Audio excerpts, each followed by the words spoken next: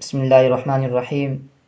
In the name of Allah, the most beneficent, the most merciful. آج ہم بات کریں گے مولانا ابو الحسن علیمی ندوی رحمۃ اللہ علیہ کی وہ سنہری بات ہے، وہ پیشن گوئیاں جو پولیٹکس سے ریلیٹیو کہی گئی تھی برسوں پہلے کہ مسلمان انڈین مسلم اگر سارے کے سارے تہجد گزار بھی بن جائے، پنجگانہ نماز کی پابند بن جائے، مگر سیاست سے ہمکنار رہے اور سیاست کو درکنار کرتے رہے، تو یاد رکھیے وہ دن دور نہیں کہ تہجد کی دور کی بات نماز پڑھنے کی بھی مہلت نہیں دی جائے گی، پرمیشن نہیں دیا جائے گا۔ مولانا ابو الحسن علیمی ندوی رحمۃ اللہ علیہ وہ شخصیت تھے نہ صرف عجم میں بلکہ پورے عرب و عجم میں بڑے بڑے علماء اور بڑے بڑے صلحاء ان کے ساتھ اٹھتے اور بیٹھتے تھے، اور دور اندیشی کے معاملے میں مولانا ابو الحسن علیمی ندوی رحمۃ اللہ علیہ نے اس وقت جو بات کہی تھی کہ مسلمان اگر جدید ترین ٹیکنالوجی کی طرف گئے نہیں، اس پر گامزن نہیں ہوئے، تو یاد رکھیے مسلمان اس صدی کے مسلمان بہت پیچھے رہیں گے ترقیات کے معاملے میں۔ تو ہم آج بات صرف پولیٹکس پہ کریں گے، باقی تمام چیزوں کو ہم درکنار کرتے ہیں۔ آج ہم بات کریں گے صرف پولیٹکس پر کہ مسلمان کیسے آزادی کے بعد سیاست سے ہمکنار ہونے کا فیصلہ لیا گیا، اور ہم نے اور مسلمانوں نے اور ہمارے بزرگوں نے، ہمارے پروجوں نے یہ فیصلہ کیا کہ ہم ایک سیکولر پارٹیز کو اپنے تہذیب اور ثقافت کا محافظ سیاسی میدان میں ہم ان کو سونپتے ہیں۔ ایک سیکولر اور کانگریس پارٹی پر بھروسہ کیا اور ان کو اپنے تہذیب و ثقافت اور تمام دینی ادارے اور درسگاہوں پر، تمام دینی ادارے، مساجد و مکاتب، خانقاہ و درگاہ پر سیاسی میدان میں ان کو محافظ بنا دیا گیا۔ مگر کیا مسلمان اس بات کو نہیں سمجھ رہے؟ کیا وہ دیکھ نہیں رہے آج کل کی تاریخ میں کہ جس پارٹیز پر ہمارے بزرگوں نے، ہمارے پروجوں نے بھروسہ کیا تھا، دراصل وہ پارٹیز نے مسلمانوں کے ساتھ دغا کی، اسی پارٹیز نے مسلمانوں کے ساتھ غداری کی، مسلمانوں کے تمام مذہبی ثقافت اور تہذیب اور مقامات پر دراصل وہ نگہبان نہیں بلکہ وہ ڈاکو بن کر مسلمانوں کے خلاف سازشیں کرتے رہے، مگر مسلمان سمجھے نہیں۔ کیسے کیے؟ مسلمانوں کو ایک سمجھنے کے لیے بڑے بڑے فسادات دیے۔ ٹھیک ہے، فسادات تو ہوتے رہتے، کوئی دقت نہیں، ہر گورنمنٹ میں ہوتے فسادات، مگر کیا گجرات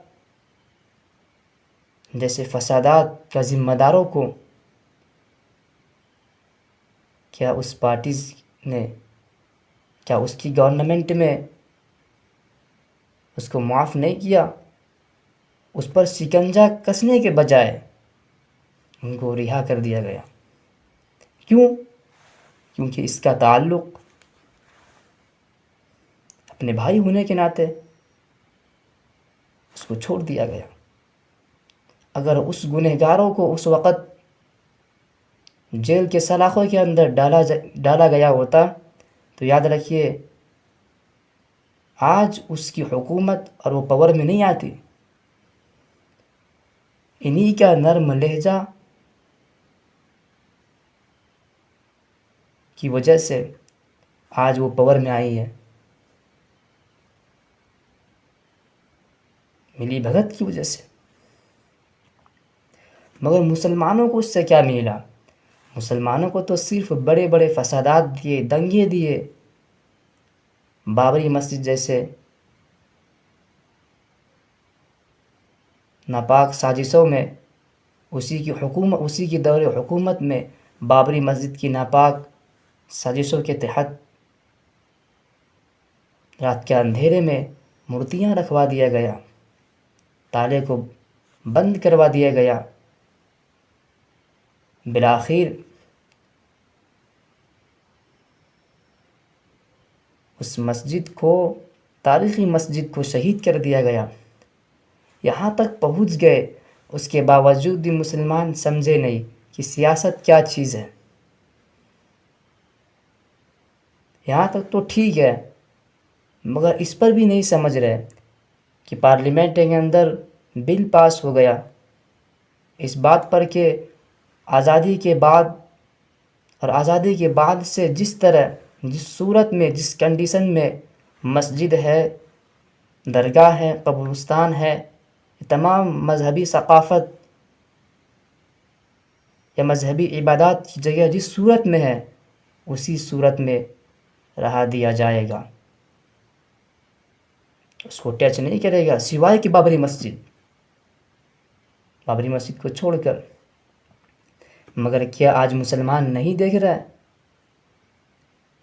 اپنی آنکھوں سے دیکھ رہا ہے کہ وارانسی کی گیا نواپی مسجد، متھرا کی عیدگاہ، اور حد تو یہ ہو گئی کہ اجمیر شریف کی درگاہ پر بھی نظر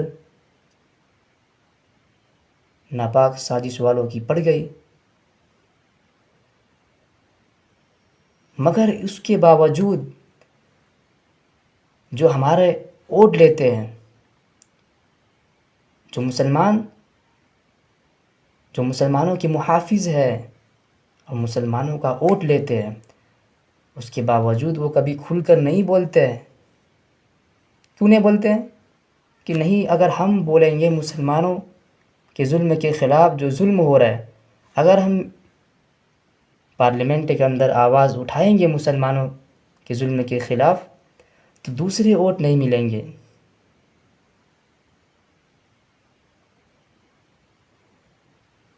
بہت فکر ہے اپنے کرسی کا،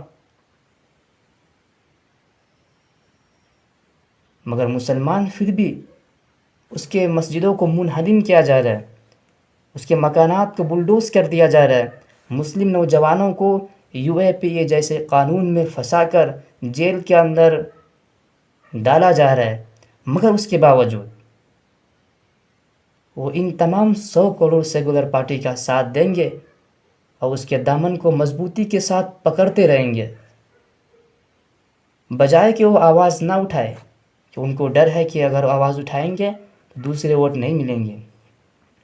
مگر پھر بھی مسلمان ان کی حمایت کرے۔ اس سے بڑی نادانی اور بیوقوفی کیا ہو سکتا ہے؟ اس سے بڑا بیوقوفی کیا ہو سکتا ہے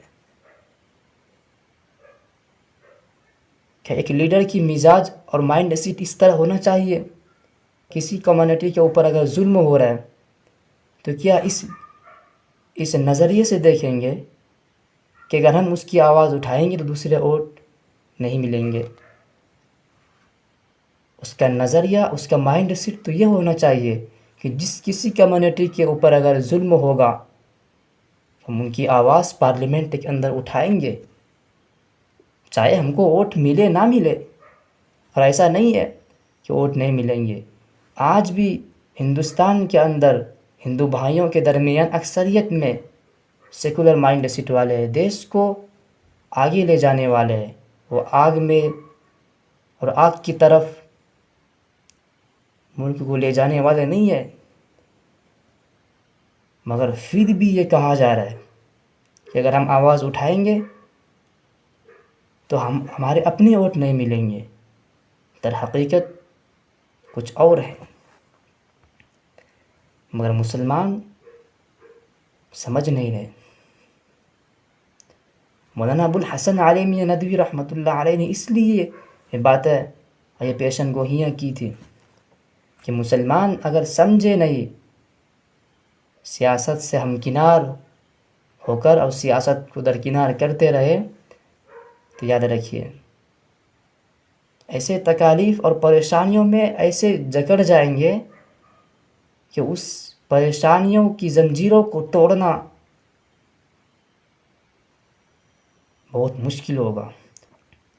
مگر میں کہتا ہوں کہ ظالم کی زنجیر چاہے کتنی ہی مضبوط کیوں نہ ہو،